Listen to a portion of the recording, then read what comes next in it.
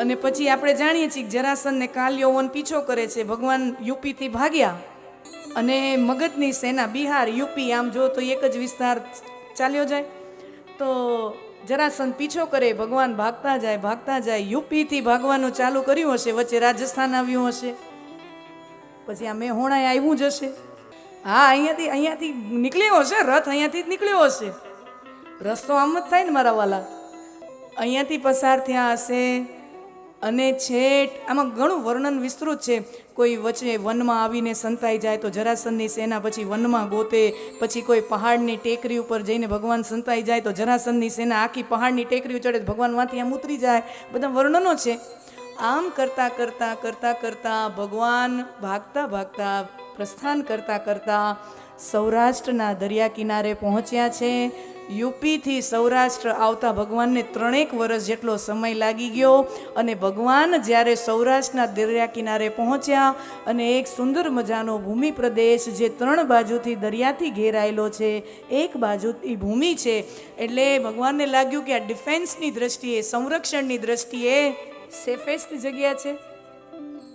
અહીંયા આપણે આપણી રાજધાની, યાદવોની રાજધાની વિકસાવવી જોઈએ. ભગવાને વિશ્વકર્મા જેવા આર્કિટેક્ટને આમંત્રણ આપ્યું કે સુંદર મજાની સોનાની દ્વારિકા નગરીનું નિર્માણ કરો. અને ત્યારે ભગવાનની ઉંમર હવે 25 વર્ષની છે.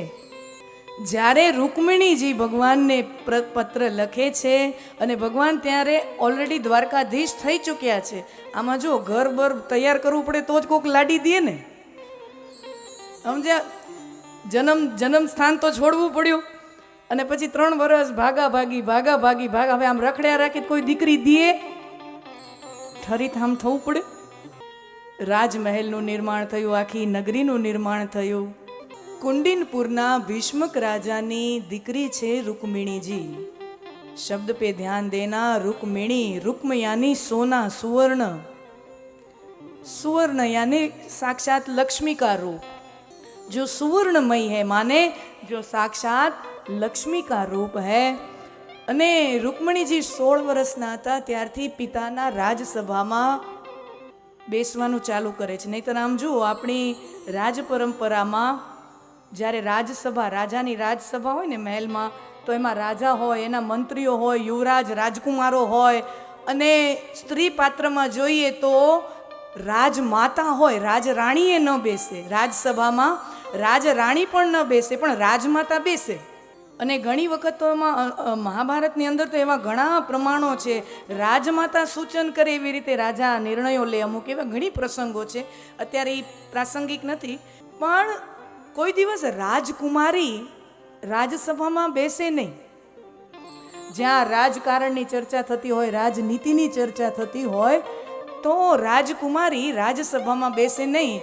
પણ રૂકમિણીજી 16 વર્ષના થયા ત્યારથી પિતાની રાજસભામાં બેસવાનું ચાલુ કરે છે. રાજસભામાં સંમિલિત થાય છે. હવે રાજાની રાજસભા હોય એમાં તો અલગ અલગ દેશ રાજ્યોના મંત્રીઓ આવતા હોય, ડેલિગેટ્સ આવતા હોય, અલગ અલગ રાજ્યોના મુખિયાઓ આવતા હોય, પ્રતિનિધિઓ આવતા હોય, રાજકારણની ચર્ચા થતી હોય.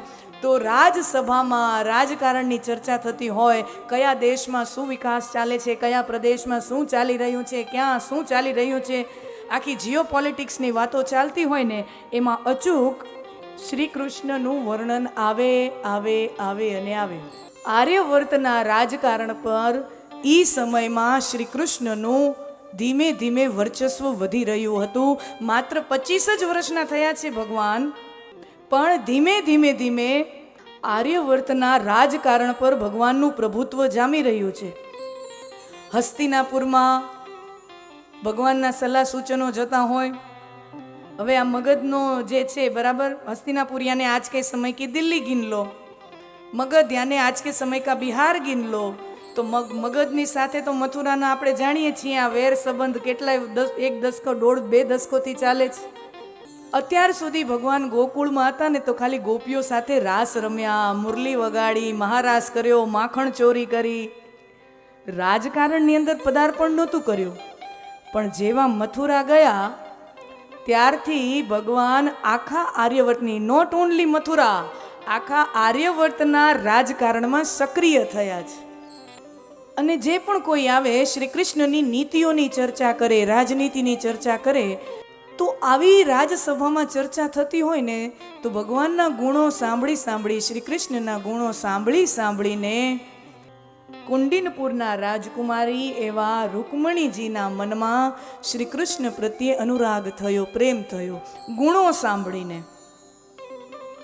જોયા નથી, મળ્યા નથી, માત્ર ગુણો વર્ણન સાંભળ્યું છે કે દ્વારિકાધીશ જો હે શ્રી કૃષ્ણ वो इतने प्रभावी हैं, इतने सामर्थ्यवान हैं, आवा गुणोનું વર્ણન થાય તો ગુણો સાંભળીને રૂકમણીજીને પ્રેમ થયો અને મનોમન નક્કી કરે કે પરણું તો દ્વારકાધીશ શ્રી કૃષ્ણને પરણું, બીજા અન્ય કોઈ પુરુષને ન પરણું.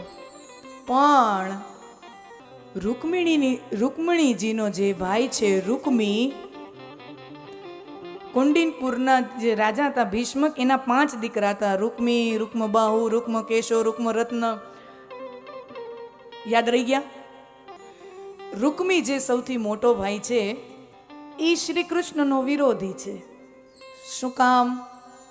કારણ કે એ જરાસંધ, શિશુપાલ, દુર્યોધન આવા અધર્મી રાજાઓની જે ગેંગ છે ને એનો સભ્ય છે, એનો ભાઈબંધ છે. એ જરાસંધનો મિત્ર છે, એ દુર્યોધનનો મિત્ર છે, એ શિશુપાલનો મિત્ર છે. હવે આમ આપણે જાણીએ છીએ કે જરાસંધ અને શ્રી કૃષ્ણને तो जो मेरे मित्र का शत्रु होता है, राजनीति क्या कहती है? मेरे मित्र का शत्रु मेरा शत्रु और शत्रु का शत्रु मेरा मित्र. રાજકારણનો આ નિયમ છે ને. આમ તો રાજકારણમાં કોઈ કોઈનું મિત્ર નથી ને કોઈ કોઈનું શત્રુ નથી. આમ જોવા જઈએ ને તો રાજકારણ એને જ કહેવાય, there is no permanent friendship and there is no permanent animosity in politics.